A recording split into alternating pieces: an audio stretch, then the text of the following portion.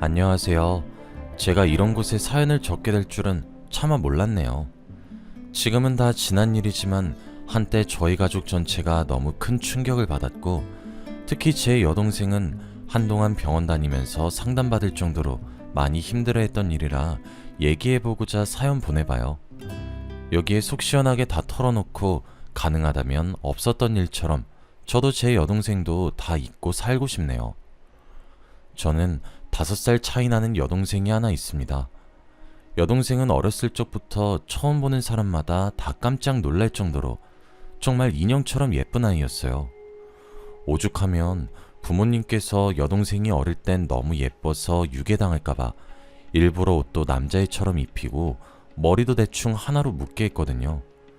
조금 커서는 중고등학생이면 공부나 열심히 할 것이지 남학생들이 여동생을 졸졸 따라다니면서 못살게 굴더라고요. 그런 와중에도 여동생은 정말 급이 다르게 예쁘다 보니 특별히 남자한테 먼저 관심을 가지는 스타일이 아니었어요. 애 얼굴이 워낙 눈에 띄게 예쁘니까 같은 학교 날라리 무리들이 같이 놀자고 꼬셔봐도 저희 여동생은 워낙 조용한 성격에 공부도 열심히 하는 모범생 스타일이라 꿈쩍도 안 했죠. 어떤 사람들은 저보고 자매 입장에서 비교당하지 않았냐 묻는데, 사실 전 워낙에 긍정적인 성격이라 그런지 여동생을 향한 열등감이나 질투심 같은 건 하나도 생기지 않았어요. 저는 저대로, 여동생은 여동생대로 사는 거다 생각했죠. 그리고 남들이 들으면 합리화하는 거냐 비웃을 수도 있지만, 무엇보다 살아오면서 여동생이 외모 때문에 어떤 일을 당하는지 지켜오다 보니 마냥 좋은 게 아닌 것 같다는 생각도 들었어요. 여동생은 외모 때문에 덕본 일도 있었지만 정말 큰일 날 뻔했던 것도 몇 번 있었거든요. 여동생이 고등학생 때 주로 야자 마치고 밤늦게 귀가했는데, 그때 스토커가 따라붙어서 경찰에 신고했던 일도 있었고, 여동생이 공부해야 한다고 고백을 거절했었는데 거절당한 남학생이 갑자기 돌변해서 지가 뭔데 자길 거절하냐고 소리치며 저희 여동생을 때리려고 하는 바람에 학교에서 난리가 났던 적도 있었죠. 생각해보니 지금 사연을 쓰게 된 계기도 어쩌면 여동생이 외모 때문에 큰일 났던 그 몇 번 중 한 번에 포함될지 모르겠네요. 아무튼 이것 말고도 기억나는 게 여럿 있네요. 그래서인지 은근하게 스트레스 받아 하는 여동생을 보자니 언니 된 입장에서 괜히 안쓰럽고 걱정스럽더라고요. 이래가지고 앞으로 남자는 잘 만날지 싶고요. 대학 다닐 때도 그 예쁜 외모 가지고 조용히 살아서 저희 부모님도 많이 걱정했는데, 다행히 대학 졸업 후 취업한 회사에서 만난 선배랑 연애를 시작하더라고요. 안 그러던 애가 제대로 된 연애를 시작한 건 처음이라 저희 부모님도 저도 응원했어요. 둘 다 성격이 잘 맞았는지 4년 넘게 만나왔죠. 제가 여동생이랑 나이 차이는 조금 있어도 거의 친구처럼 지냈었기 때문에 여동생이랑 여동생 남자친구랑 자주 얼굴을 보거나 맛있는 거 사주고 그랬습니다. 여동생이 20 후반이다 보니 결혼 정년기라 양가에서 슬슬 결혼 얘기가 나왔어요. 솔직히 4년이면 알 거 다 할 만큼 오래 만나온 사이라 둘이 결혼해서 잘 살 줄 알았고, 저도 만나다 보니 여동생 남자친구가 참 좋은 사람이라 괜찮을 것 같았는데, 손만 잡고 식장 들어가기 전까진 모르는 일이라고 청첩장까지 다 뽑아놨는데 상대 남자 쪽에서 제대로 된 이유도 안 알려주고 갑자기 결혼을 파토내더군요. 갑작스러운 파혼 선언에 깜짝 놀라 여동생이 그 남자한테 전화도 하고 집에도 찾아갔었는데 만족스러운 대답도 듣지 못한 채로 돌아와야 했습니다. 믿었던 사람의 배신이 충격이었는지 여동생은 한동안 밥도 안 먹고 눈에 생기도 잃은 채 정말 죽지 못해 사는 것 같았어요. 그런 여동생이 걱정되신 부모님이 저대로 놔두다간 정말 무슨 일 나겠다 싶어 선자리도 알아보고 여동생을 억지로 내보냈었죠. 그 선자리에서 만난 사람이 제부였어요. 솔직히 전 사람은 사람으로 있는다는 말에 반대하는 편이라 부모님이 억지로 여동생한테 선보라고 할 때 꺼림칙했는데, 여동생은 정말 다른 남자가 필요했던 건지 겉으로 보기에 선으로 만난 사람과 만남을 쭉 이어가는 것 같더라고요. 그러다 5개월도 안 돼서 여동생과 제부는 결혼식을 올렸습니다. 만난 지 얼마 되지도 않았는데 번갯불에 콩 구워 먹듯 결혼해서 주변에서 혹시 애가 졌냐고 묻기도 했는데 그것도 아니었어요. 남자 쪽에서 결혼을 서두르기도 했고 여동생도 기왕 할 거면 나이에 3자 달기 전에 하루라도 젊을 때 하자 싶어서 이렇게 됐네요. 4년 사귄 남자친구랑 결국 파혼하고 4개월 조금 넘긴 남자랑 결혼하는 여동생을 보고 인생은 진짜 알다가도 모르는 거구나 싶었습니다. 제부가 되게 잘생겼긴 했어요. 제부랑 여동생이랑 나란히 앉아있으니까 둘 다 예쁘고 잘생겨서 드라마 찍는 것 같이 훈훈하더라고요. 처음엔 여동생이 파혼당한 상처로 얼굴 하나만 보고 고른 건가 싶었습니다. 어차피 성격이나 다른 거 다 고려한 사람이랑도 오래 사귀다 갑자기 파혼했으니 남자다 거기서 거기라고 생각하게 된 건가 싶었어요. 뭐 결혼하면 평생 볼 얼굴인데 기왕이면 잘생긴 게 좋긴 하겠지만 그래도 제 입장에서는 제부가 썩 마음에 들지 않았습니다. 제부네 집은 돈도 많은 축에 속하는데 문제는 제부 부모님, 그러니까 여동생 시부모가 진짜 극성이었거든요. 상견례 때 저희 식구들도 다 있는 데서 여동생 나이 많다고 지적하질 않나, 결혼하면 무조건 애부터 가지라고, 부부 사이에 결정해야 할 문제에 벌써부터 간섭하질 않나. 제가 먼저 결혼해본 입장에서 여동생이 결혼하고 겪게 될 시월드가 눈에 훤하더라고요. 저야 운 좋게 남편 잘 만났고 좋은 시부모님 만나서 편하게 살지만 그동안 친구들로부터 자기 시댁에 대한 이런저런 얘기들을 자주 들어왔었거든요. 여동생 신혼집이 마침 저희 부부네 집에서 5분 거리인 아파트라 거의 매일같이 얼굴 보면서 살았는데 아니나 다를까 여동생이 시댁 때문에 많이 스트레스 받아 하더라고요. 신혼여행에서 돌아오자마자 소식 없냐면서 무례한 질문을 하질 않나. 그 후로 하루에 몇 번씩은 전화와서 아이 문제로 잔소리한대요. 근데 아이 문제로 잔소리하는 거면 그 내용이 다양하겠냐고요. 여동생도 처음에는 내내 하면서 한 귀로 듣고 한 귀로 올리다가 매일같이 시어머니가 했던 말 또 하고 했던 말 또 하면서 잔소리하니까 미칠 것 같다고 하더라고요. 여동생이 말하길 제부도 결혼 전부터 계속 아이 빨리 갖고 싶다고 말해왔어서 계속 노력하고 있는데 이상하게 소식이 없다면서 한숨 쉬더군요. 주변에 난임으로 힘들어하는 부부가 많던데 여동생도 그런 것 같아서 제 마음도 안 좋더라고요. 그래도 제가 할 수 있는 건 괜찮을 거라는 위로뿐이라 그거라도 열심히 해주고 집으로 돌아갔었네요. 그리고 몇 달 뒤 여동생에게서 전화가 왔는데 여동생이 다소 충격적인 사실을 제게 전하더군요. 도저히 기미도 안 보이고 시어머니 잔소리는 갈수록 심해져서 제부랑 상의 끝에 제부가 아는 사람이 의사로 있는 불임클리닉에 방문했었대요. 둘 다 검사를 받았는데 여동생이 불임까진 아니지만 자궁이 약한 편이라 자연적인 임신이 힘들 수도 있다고 의사로부터 시험관 수술을 추천받았다고 하더라고요. 여동생 목소리가 많이 안 좋아 보여서 저는 일부러 아예 불임 아닌 게 어디고 시험관 시술할 수 있는 게 어디냐며 요즘엔 난임 부부가 워낙 많아서 시험관 하기 많이 한다더라 말해주면서 기운을 북돋워 주려고 노력했어요.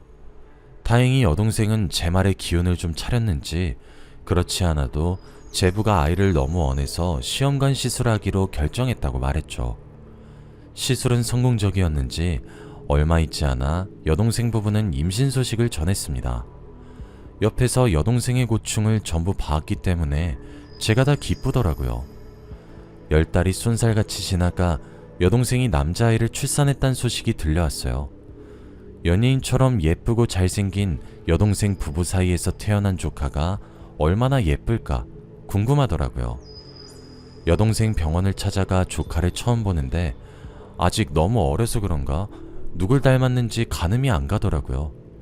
그런데 시간이 지나도 조카는 대체 누굴 닮은 건지 애매하더라고요.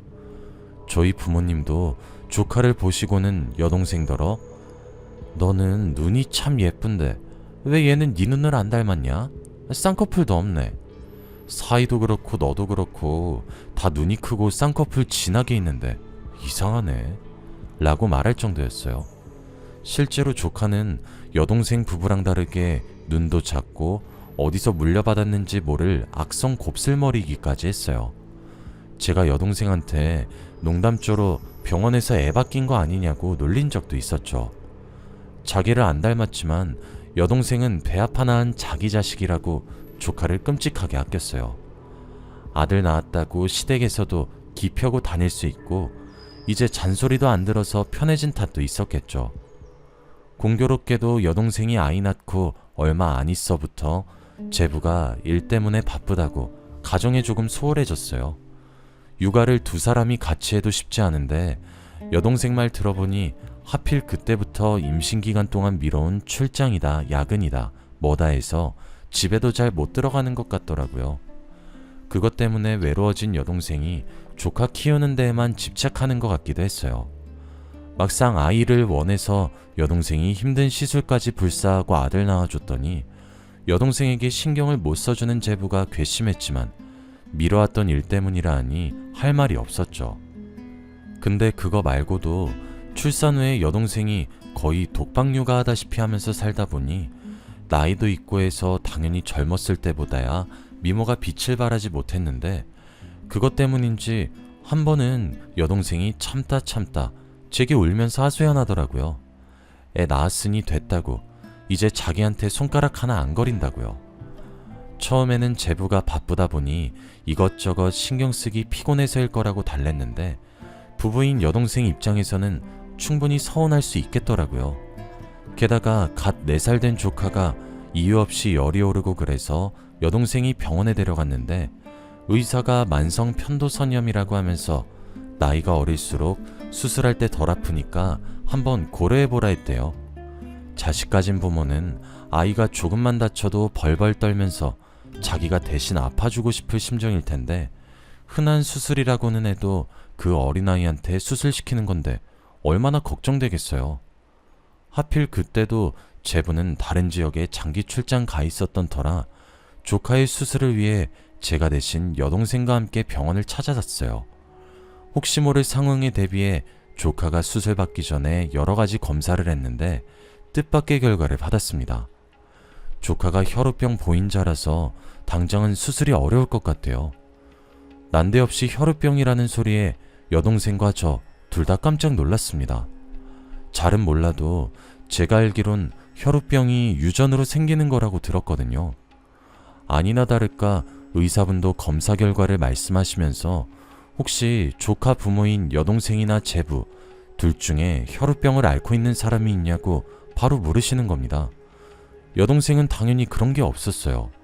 그리고 여동생이 곰곰이 생각하다 고개를 갸우뚱거리면서 말하길 신혼 초에 제부가 여동생한테 야식 차려준다고 하다가 칼에 심하게 베인 적이 있었는데 그때가 주말 밤인데다 응급실 갈 정도의 상처는 아니어서 그냥 집에서 거주로 응급처치했었대요. 그동안 특별히 말도 없었고 그때 그 상처도 아무 문제 없이 잘 아물었던 걸 보면 제부도 혈우병은 아닌 것 같다고 자기를 속인 것 같지 않다고 하더군요. 일단은 병원에서 집으로 돌아온 뒤 뭔가 이상한 생각이 머릿속에서 떠나질 않아 여동생에게 조심스럽게 말해보았습니다. 저기 그러고 보면 조카랑 너랑 제부도 닮지 않았는데 갑자기 혈우병인 거 하며 뭔가 좀 이상하지 않아? 혹시 모르니까 확실하게 친자검사라도 하는 게 어때? 재수없는 확률로 병원에서 바뀌었던 걸 수도 있잖아. 제 말을 들은 여동생은 순간 버럭하면서 어떻게 이모라는 사람이 그런 말을 하냐고 크게 실망하는 듯 했지만 자기도 혼란스러워하는 게 표가 났어요. 결국 며칠 지나지 않아 여동생은 남편이 쓰던 빗과 칫솔 그리고 자기 머리카락과 쓰던 칫솔을 가지고 가서 각각 친자검사를 의뢰했습니다. 출장 중인 제부에게는 괜히 열심히 일하는 사람 방해할까 싶어 정확한 결과가 나오기 전까지 알리지 않기로 했습니다.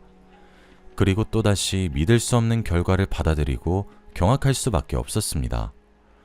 여동생과 조카의 친자검사 결과는 친자가 아니라고 떴는데 제부와 조카 사이의 친자검사 결과는 친자가 맞다고 뜨는 겁니다. 두 사람은 부부인데다가 분명 여동생이 직접 배 아파 낳은 자식인 걸 확인했는데 어떻게 이게 가능한 건가 싶었어요. 일반적으로 부부 사이에 친자 검사 결과가 다르게 나오려면 직접 출산한 엄마 쪽에서는 친자라고 뜨고 아빠 쪽에서 친자가 아니라고 나오는 게 정상이잖아요. 저와 여동생 둘 다 결과를 보고는 충격받아 입도 뻥끗 못하고 있었는데 가만 생각해보니까 여동생이 불임 클리닉에서 시험관 시술을 했던 게 기억나는 거예요. 여동생에게 혹시 시험관 시술 과정에서 난자가 바뀌었던 거 아니냐고, 이게 사실이면 당장 불임 클리닉 찾아가서 고소해야 하지 않냐고 목소리를 높였습니다. 여동생도 자기 자식이 친자가 아니라는 사실에 진지한 얼굴로 우선 함께 불임 클리닉을 찾아가기로 했죠. 당시에 여동생을 시술해준 의사가 제부와 막역한 사이였기 때문에 제부에게 사실을 전할 겸 전화를 걸었는데 일이 바쁜지 계속 부재 중이더라고요. 결국 저희끼리 그 의사를 찾아가 친자 검사 결과와 조카의 혈우병 소견이 담긴 진단서 등을 내밀면서 어떻게 된 거냐고, 이게 말이 되는 일이냐고 따졌습니다. 혹시라도 병원 과실을 인정하지 않으려 들까봐 일부러 저희 남편이 법무직 공무원이라고 말하면서 아는 법 쪽의 인맥 다 동원해서 확실하게 하겠다며 강하게 나갔어요. 그랬더니 의사도 법의 철퇴는 무서웠는지 눈을 질끈 감더니 하나하나 술술 털어놓더라고요. 혹시나 나중에 필요하게 될까 싶어 몰래 녹음기를 켜고 의사를 대면했었는데 지금 생각하니 이 선택만큼은 정말 잘했다 싶어요. 처음엔 의사가 미친 줄 알았습니다. 의사 말로는 제부가 자기한테 간곡히 부탁했었대요. 제 여동생과 불임 클리닉을 찾아갈 테니 여동생에게 자연적인 임신이 어렵다고 말해달라고요. 그리고 자기 부부한테 시험관 아기 시술을 권유해달라고 했대요. 그러니까 실은 제 여동생이 난임이 아니었던 거예요. 제부가 어떤 이유에서인진 몰라도 시험관 시술을 받으려고 일부러 자연적인 임신도 피하고 제 여동생을 불임 클리닉에 데려가 난임 진단을 받게 만든 겁니다. 이것만 들어도 속에 천불이 일어나는데 그 다음에 이어지는 얘기를 듣고는 화도 안 나더군요. 제부가 돈은 달라는 대로 줄 수 있으니 시험관 시술을 부탁하면서 여동생의 난자 대신 자기가 갖고 온 다른 사람의 난자로 바꿔치기 해달라고 부탁했답니다. 의사라고 부를 자격도 없는 이 인간이 그 제안을 받아들여서 지금 제 여동생은 자기 핏줄도 아닌 생판 남의 아이를 10달 품고 있다가 낳은 꼴이 된 거고요. 세상에 무슨 이런 일이 다 있나요? 사실을 전부 알게 된 저도 미친 듯이 화가 났지만 옆에 앉아있던 여동생을 보니 여동생은 자기 앞에 앉아있는 의사랑 다른 지역에 있는 제부를 죽이고 싶어하는 눈빛이더라고요. 여동생을 진정시켜 우선은 병원 밖으로 데리고 나온 후 제부에게 바로 전화해서 당장 집으로 올라오라고 했습니다.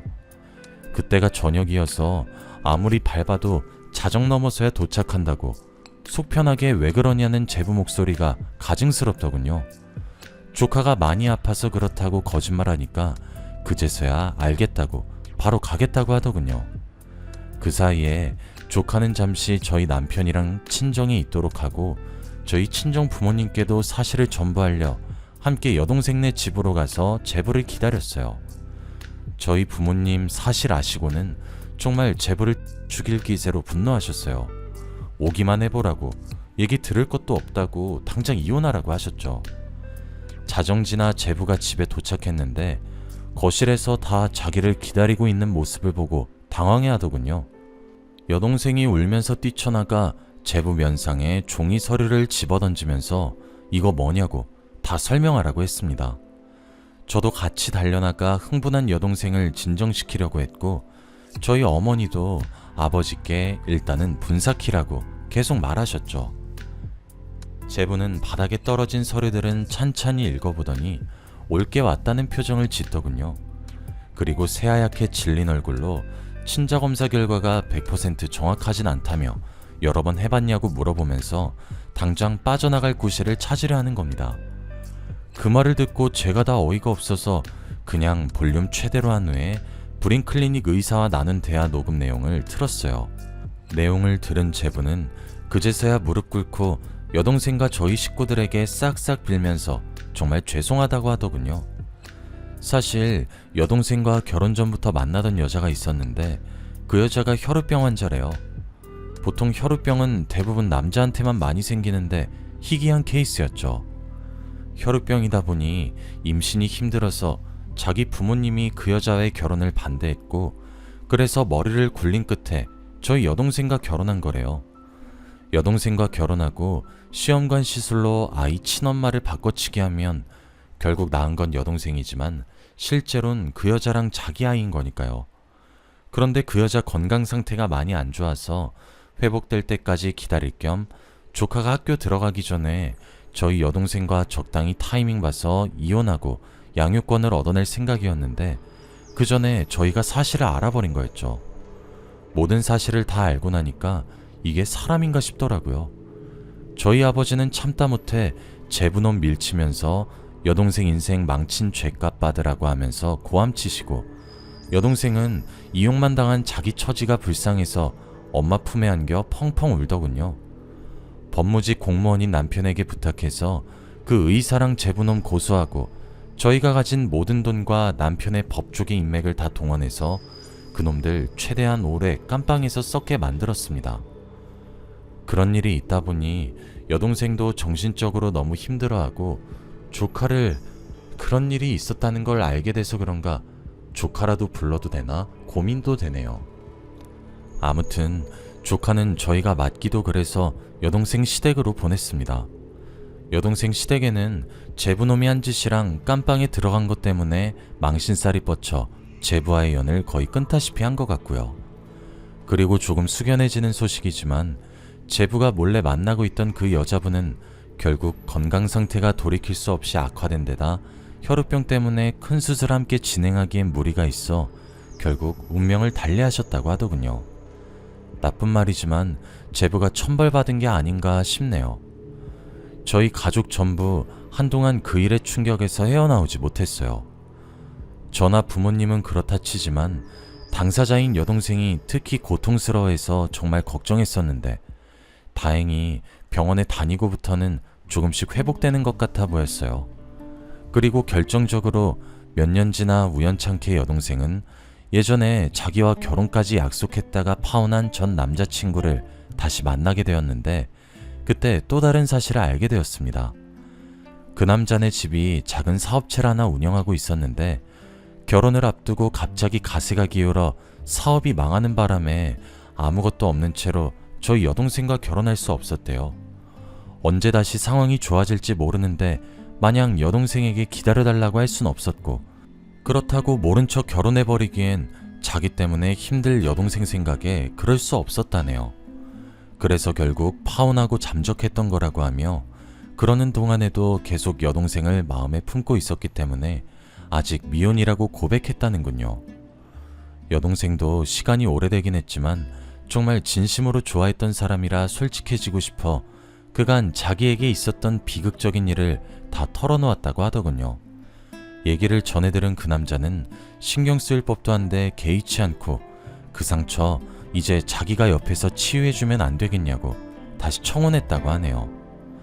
두 사람은 만남을 이어오다가 결국 재작년에 결혼해서 지금은 1살 딸아이의 부모가 되었어요. 사실 이렇게 말로 썼지만 그때 기억을 다시 되새기다 보니 새삼 충격적이었는데, 지금은 여동생이 자기만의 행복을 찾게 되어 정말 다행이에요. 정말 수많은 우여곡절이 있었지만 결국은 그때 남자친구와 결혼해서 행복하게 사는 여동생을 보면 사람 인연은 다 정해져 있는 건가 싶기도 하고요. 이제는 여동생이 사랑하는 사람과 자기 아이와 행복하기만 했으면 좋겠어요. 긴 사연 들어주셔서 감사합니다.